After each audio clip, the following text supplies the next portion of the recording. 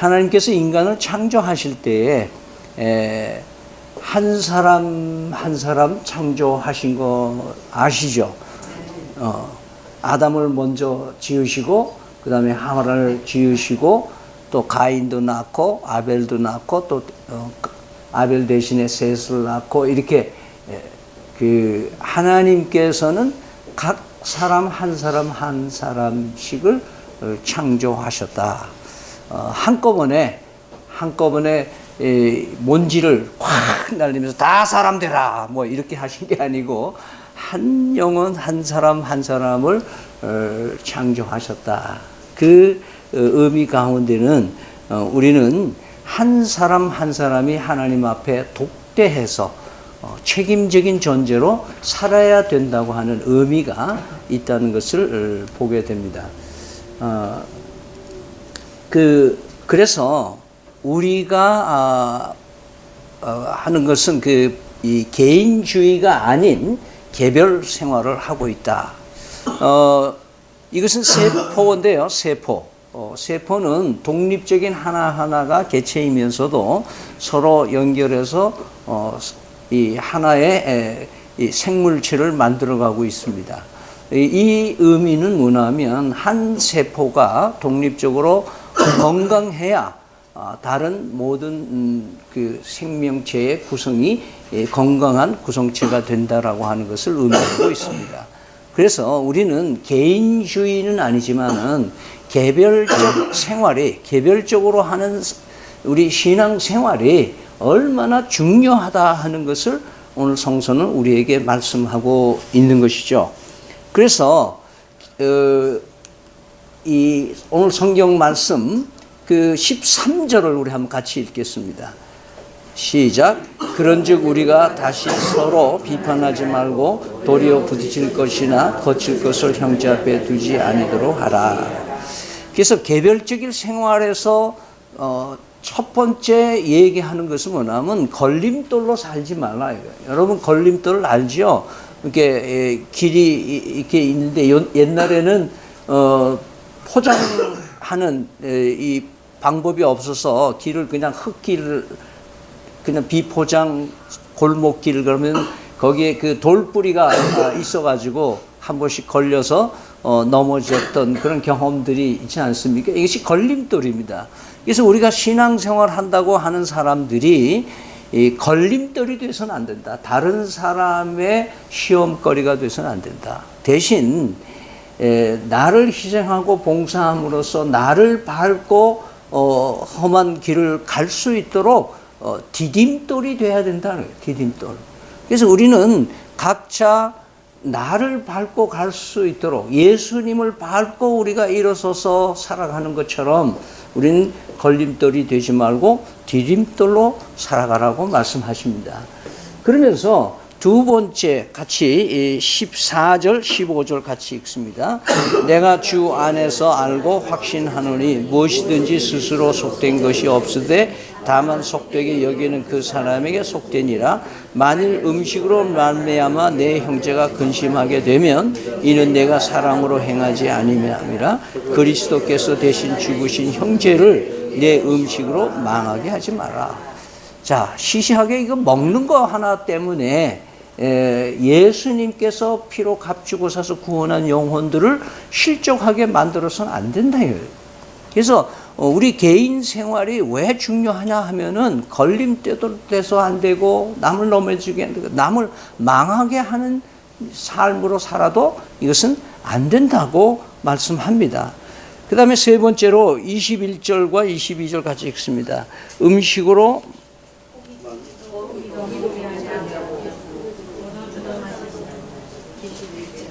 21절이 그렇습니까?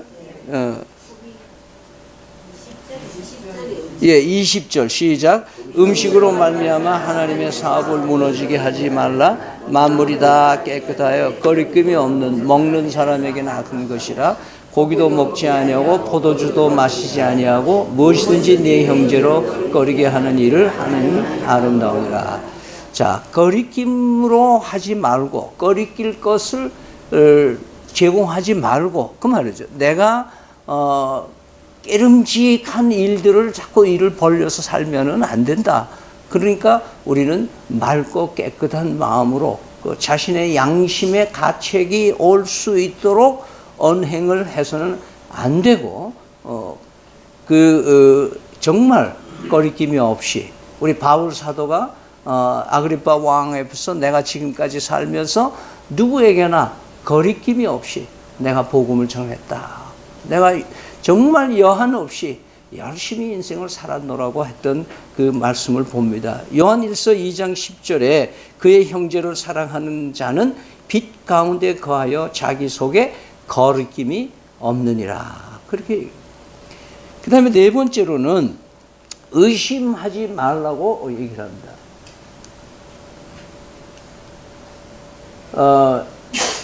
의심하지 말라. 이게 그림이 석 장이 겹쳐져 있는데요. 제일 마지막 장에 첫 장으로 와 있습니다. 일단 22절에서 23절 같이 읽을까요? 시작. 내게 있는 믿음을 하나님 앞에서 스스로 가지고 있으라. 자기가 옳다고 하는 바로 자기를 정죄하지 아니하는 자는 복이 있도다. 의심하고 먹는 자는 정죄되었나니 이는 믿음을 따라 하지 아니하였기 때문이라. 믿음을 따라 하지 않은 것은 다 죄니라. 여러분, 우리 일상에서 믿음으로 하지 않는 것 중에 제일 대표적인 게 하나가 있습니다. 여러분 어떤지 모르겠어요. 저는 가끔 그럴 때가 있는데요. 식사 기도를 하잖아요. 그죠? 그 식사 기도를 쫙 하고 감사합니다 하고 이제 식사를 하면서 뭐요? 반찬이 짜다, 맵다, 뭐가, 예? 이 잔소리를 하게 되잖아요. 예? 그래서 내가 어느 날은 그런 생각을 해봤어요. 아, 이게 아니다. 기도해놓고 감사하다고 해서 모든 걸 감사하게 받아 먹으면서 살아야지. 기도하고는 왜 이렇게 또 이런 짓을 하는가, 이런 생각을 하며 회개했던 적이 있는데요. 믿음으로 받는 것이 다 하나님께 감사함으로 열매가 되어져야 된다는 말씀입니다.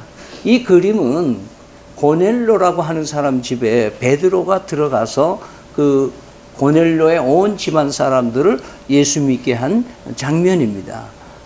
이것은 이 기독교 역사에 굉장히 중요한 터닝 포인트가 되는 역사입니다. 사도행전 10장에 보면은 베드로에게 하나님이 환상 속에서 위에서 보자기가 내려오는데 유대인들이 먹지 말아야 할 뭐 돼지 이런 것들이 이 보자기에 먹을 것들이 내려오니까 베드로가 아이고 나 이거 평생 안 먹어본 것 이거 먹으면 안 됩니다. 안 먹겠습니다. 그러니까 하나님께서 내가 깨끗하게 했으니 받아 먹어라. 그렇게 얘기를 하십니다. 이 환상을 보고 나서 바로 문 앞에 고넬로가 보낸 전령들이 와 있는 거예요. 군인들이. 그래서 우리 대장님이 선생님 좀 모시고 오랍니다. 그러니까 환상 속에서 이미 봤기 때문에 고넬로는 로마 이방 사람이기 때문에 그런 이방인의 할례받지 않은 사람들 집에 유대인들이 갈 수가 없는, 가면 안 되는 거예요. 그런데 이미 하나님께서 예정해서 고넬로를 선택했다고 하는 그 이방인도 하나님 앞에 나와 구원받을 대상이라는 것을 알려주셨기 때문에 이 베드로는 서슴지 않고 고넬로 집에 가고 그 집에 가서 복음을 전한 스토리가 10장에 나옵니다. 근데 이 11장에 보면은 예루살렘에 있는 교회의 사도들이 이 소식을 듣고 야, 그럴 수 있느냐? 무할례자들한테 가서 밥도 먹고 거기 집에 들어가서 이렇게 했다는데 베드로 이거 문제 있는 거 아니냐? 그래가지고 청문회가 열렸던 적이 있어요. 유대인 중심의 교회가 이제는 이방인 중심의 교회로 변화되기 위한, 그래서 이 여간에는 무슨 얘기를 하면 모든 것을 의심하고 먹는 것이 죄라고 얘기하는 의미는 하나님이 믿음으로 허락해 주신, 나에게 허락해 주신 것은 믿음으로 긍정적으로 받아들이고 그 환경과 역경과 그 모든 여건들을 스스로 소화시켜 그리스도의 보혈의 은총으로 소화시켜서 사랑으로 행할 때에 놀라운 역사가 일어난다고 말씀하고 있는 것이죠. 자, 그러면서 오늘 16절을 한번 같이 읽을까요? 시작. 그러므로 너희의 선한 것이 비방을 받지 않게 해라. 기껏 우리는 선하다고 생각하면서 뭔가 했는데도 불구하고 다른 사람으로 비방을 받는 거예요. 예수님께서도 비방거리가 되신 적은 없지만 비방을 받으셨던 기록들이 여기저기 있어요. 그러면서 그러나 우리 인생을 살아가는 성도들 개별적인 생활에서는 어떻게든지 뭘 하는 거예요? 비방거리를 주지 말라는 거예요. 빈틈을 주지 말라는 거예요. 그래서 예수님께서는 마지막 때가 가까웠기 때문에 너희들은 자다가 깰 때다 그렇게 얘기를 했어요. 우리는 긴장을 풀고 사는 것이 아니라 언제든지 긴장하며 살라는 것이에요. 우리 신앙에는 휴가가 없어요. 우리 신앙에는 방학이 없어요. 우리 신앙생활, 개별적인 신앙생활 언제나 우리는 하나님 앞에 살아간다. 하나님 앞에 하나 살아가는 것이다. 지금 우리 젊은 친구들이 군대 가거나 객지 생활을 공부하러 가면은 우리 모두가 다 탕화 기질이 있어. 여기는 나를 아는 사람도 없고 여기는 나를 누군지도 모르는 사람들이니까 뭐예요? 내 행동을 아무렇게나 하려고 하는 좀 이 탕화 기질을 가질 수 있어요. 왜냐하면 누가 날 감시를 안 하니까. 그렇게 생각하는 거죠. 그러나 우리는 부모님으로부터 안 보이는 데 가 있을 수 있고 친구들로부터 숨어서 살 수도 있을지는 모르겠지만은 하나님 앞에는 숨을 길이 없는 줄 믿으시길 바랍니다. 그래서 우리는 내 개인 생활을 하면서 다른 사람에게 비방거리를 주면 안 돼. 그렇다고 해서 위선적으로 살려는 것이 아니라 정말 진솔하게 자기 삶을 살아가도록 그렇게 말씀하고 있습니다. 오늘 이 5가지로 부정적인 얘기를 해 주시는 이 말씀, 개인 생활을 하다 보면은 이게 너무 불편하다. 예수 믿기 이전이 훨씬 편했다. 예수 믿으니까 왜 이렇게 뭐가 규제가 많으냐. 이런 생각이 들 수가 있습니다. 그러나 여러분 신발을 새로 사서 구두를 새로 사서 신어보면은 한동안은 어때요? 아주 불편해요. 시간이 가면 뭐예요? 내 발에 익숙해지면 편해지는 거예요. 우리가 예수 믿으면 진리를 알지니 진리가 너희를 자유케 하리라 하는 말은 예수를 간 믿은 사람들에게는 믿어지지가 않아요. 뭐 안 그래? 예수 믿는 게 더 불편해. 이 거리끼는 것도 없어야 되고 양심에 바로 살아야 되고 전에는 그냥 아무렇게나 살았는데 이제는 금지하는 것도 있는 것 같고 엑스트라로 해야 될 것도 많고 이런 상황에 살아가는 삶이기 때문에 불편해할 수 있어요. 그러나 내가 나를 쳐서 복종케 하면서 적극적으로 하나님의 말씀에 순종하며 시작하면 그것이 익숙해지게 된다 이 말이에요. 그래서 하나님의 말씀 속에 거하라. 하나님의 종살이는 처음에는 억울한 것 같아도 날 위해서 피 흘려주신 분의 종살이를 열심히 하다 보면 그 종으로서의 순종하며 누리는 자유는 아무도 이해가 되지 않는 특별한 은총의 삶을 우리가 살 수 있다라고 말씀하시는 겁니다. 오늘 이 말씀을 정리를 해주는 말씀이 우리 17절에서 19절 말씀인데요. 같이 한번 읽겠습니다. 하나님의 나라는 먹는 것과 마시는 것이 아니요 오직 성령 안에 있는 의와 평강과 희락이라. 이로써 그리스도를 섬기는 자는 하나님을 기쁘시게 하며 사람에게도 기쁘게 하라니. 그러므로 우리가 화평의 일과 서로 덕을 세우는 이 일을 힘쓰니. 예. 하나님의 나라는 먹는 것과 마시는 것 수준이 아니고 성령이라고 하는 성령 하나님의 역사의 차원 속에 우리 그리스도인의 개인 생활이 진행되고 있다라는 것을 말씀하고 있습니다. 따라서 우리 이 신앙생활, 개인의 생활은 종교 생활이 아닙니다. 다 같이 종교 생활이 아니다. 종교 생활이라는 것은 어떤 종교에 매여서 종교의 형식과 의무와 책무만 있는 그런 종교 생활이 아니라고 말씀하고 있습니다. 저는 개인적으로 최근에는 기독인이라는 말을 쓰지 기독교인이라는 말을 쓰지 않기로 작정을 했습니다. 그리고 기독인이라는 말이 훨씬 편하지 기독교인이라는 말은 기독교라고 하는 종교에 묶여져 있는 우리 이 교회가 아니라고 하는 것을 성서는 우리에게 끊임없이 말씀해주고 있습니다. 그래서 우리는 개인의 신앙생활은 종교 생활이 아니다.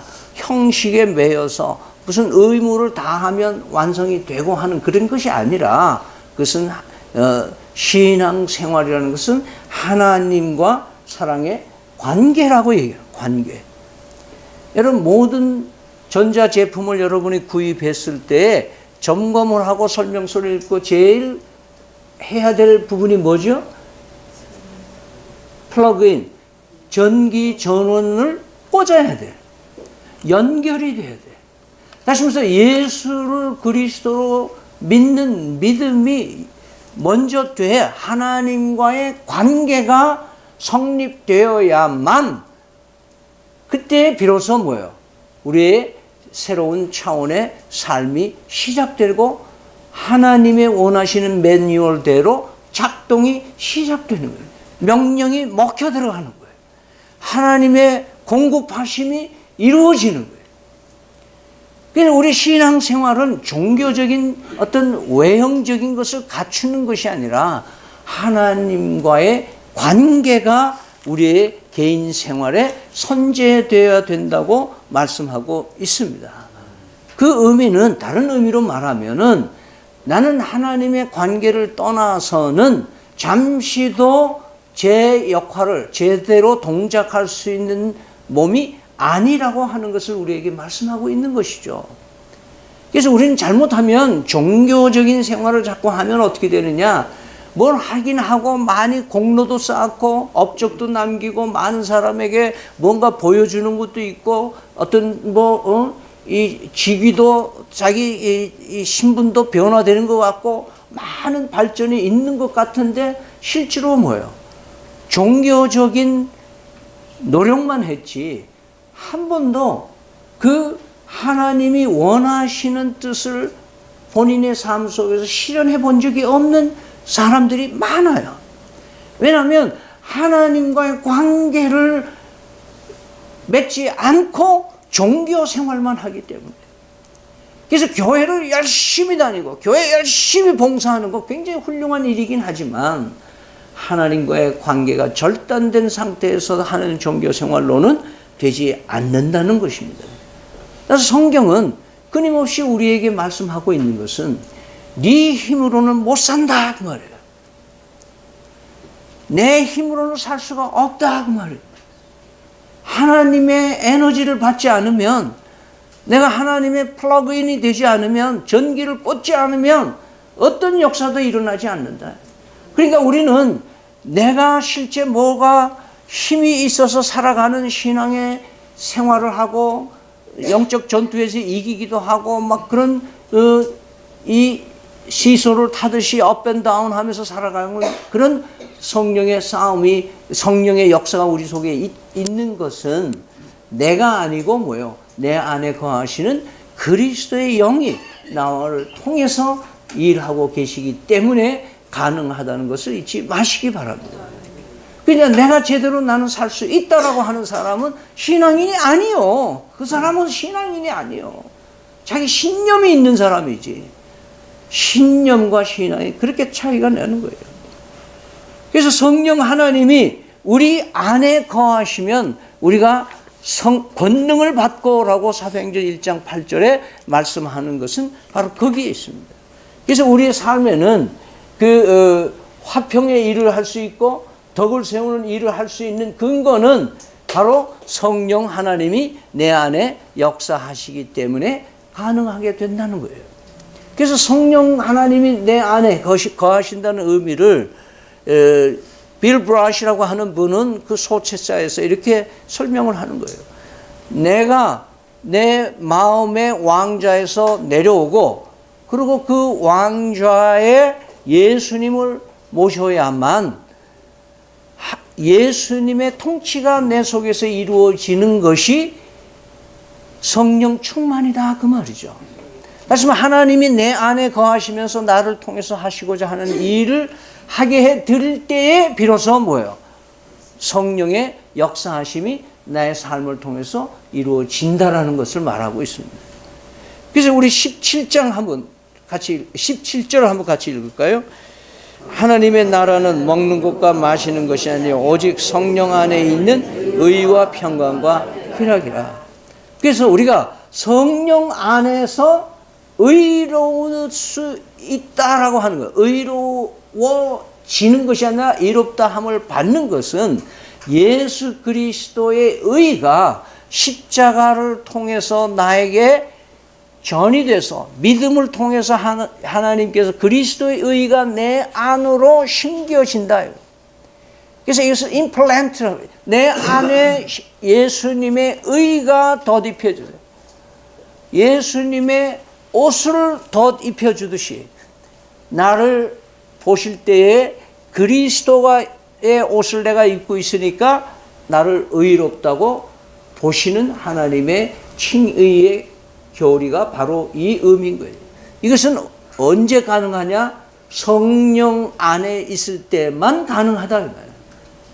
내 안에 성령이 거하시고 성령 안에 내가 거하면 바로 우리는 의롭다고 하는 삶, 또 의를 인생에 살아가는데 가장 우선순위로 삼는 가치를 가장 좋은 가치로 생각하는 삶을 살게 되는 것이다.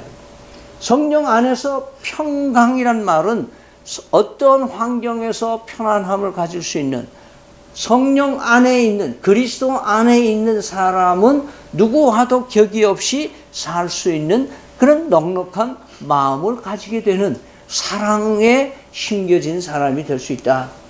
성령 안에서 우리가 누릴 수 있는 또 하나의 그 아름다운 것은 기쁨이 있다는 거예요. 우리 하나님 안에서 우리 18절 우리 같이 한번 읽겠습니다. 이로써 그리스도를 섬기는 자는 하나님을 기쁘시게 하며 사람에게도 기쁨이다. 하나님을 기쁘시게 하면 뭐예요? 내 안에 나도 기뻐. 여러분 이번에 명절을 지나면서 여러분 할아버지 할머니에게 세배해서 그 기뻐하시는 모습, 또 기뻐하셔서 세뱃돈을 받으니 나도 기뻐. 내가 어머니 아버지에게 감사합니다, 고맙습니다, 이런 감사의 표시를 했을 때 부모님이 기뻐하시면 뭐예요? 나도 기뻐지는 거예요. 우리 인생에 기쁨이 없는 가장 큰 이유는 뭐냐면 하나님을 기쁘시게 해드리지 않고 내가 기쁨을 찾으니까 어떤 현상이 나오느냐? 내가 즐길 거리만 찾는 거예요. 밤새도록 게임을 하지만 즐겁기는 한데 아침에는 눈에 핏줄이 서 있고 육신이 불편해. 그런데 밤새도록 다른 사람을 도와주고 다른 청소하고 다른 사람을 위해서 내가 봉사하고 했으면 내 육신은 아침에 피곤하지만 내 마음은 기쁨이 오는 거예요. 하나님을 믿는다고 하는 성도의 개별적인 삶에서 기쁨을 잊어버리면 안 되는 거예요. 그 기쁨은 어디서 오느냐? 성령 안에 예수 그리스도를 모셔드릴 때에 그런 기쁨이 오는 거예요. 찬송가 289장 같은 거 보면 주 예수 내 마음에 들어와 계시니 내 안에 내가 새 사람이 되고 그리고 내가 늘 바라던 참빛을 찾으니 주 예수 내 마음에 오심. 후렴에 가면 이러잖아요. 주 예수 내 마음에 오심, 주 예수 내 마음에 오심. 물 믿듯 내 마음에 기쁨이 넘치면 주 예수 내 마음에 오심. 예수 믿고 기쁨을 찾는 우리가 되기를 바랍니다. 예수 믿고 성령 안에서 의로운 삶이 살고 예수 믿고 성령 안에서 평화하는 사람이 되고 예수 믿고 성령 안에서 기쁨을 누릴 수 있는 성도들이 되시기를 바랍니다. 그때 비로소 우리는 내 개인의 생활이 튼튼해지고 내 가정을 살릴 수 있고 내 교회도 살리고 이 나라도 살릴 수 있는 수준의 성숙한 성도들이 될 줄로 믿습니다. 마지막으로 성경 구절 여기 있는 것을 한번 같이 읽기를 바랍니다. 믿음이 강한 우리는 마땅히 믿음이 약한 자의 약점을 담당하고 자기를 기쁘게 하지 아니할 것이라. 우리 각 사람이 이웃을 기쁘게 하되 선을 이루고 덕을 세우도록 할지니라.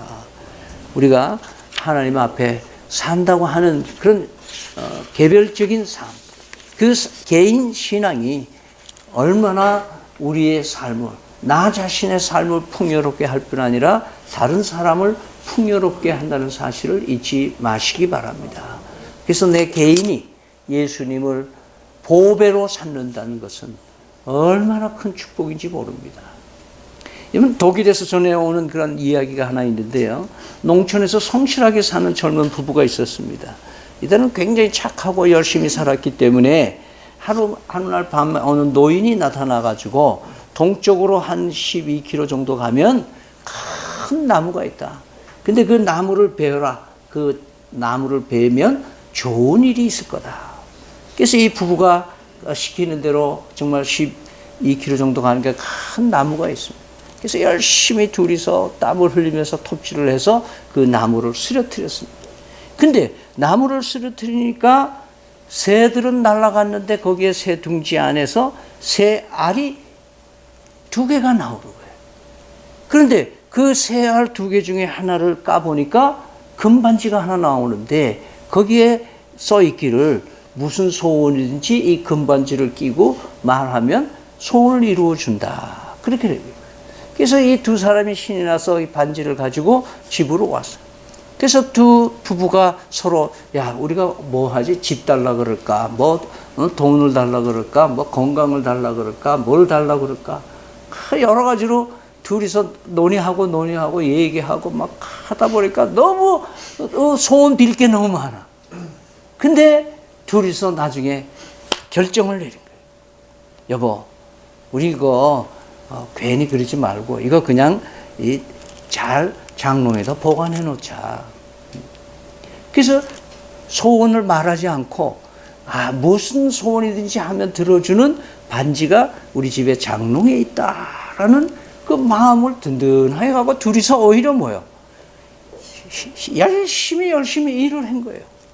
그러다 보니까 집도 사게 되고 그러다 보니까 자식도 낳고 잘 사는 거예요. 그 이야기가 우리에게 주는 건 뭐예요? 여러분, 예수 믿고 복 빌지 마시기 바랍니다. 예수님을 모시고 사는 그 자체가 얼마나 귀중한지 몰라요. 여러분들이 복을 빌어봐야, 집을 줘봐야, 뭐 돈을 억만을 가지고 있어봐야, 복을 빌어서 복 받은 사람들이 잘 되는 사람이 누가 있어요? 예수님을 모시고 잘 되는 사람은 예수님을 모시는 그 자체로서 잘 되는 줄 믿으시길 바랍니다. 이것이 신앙입니다.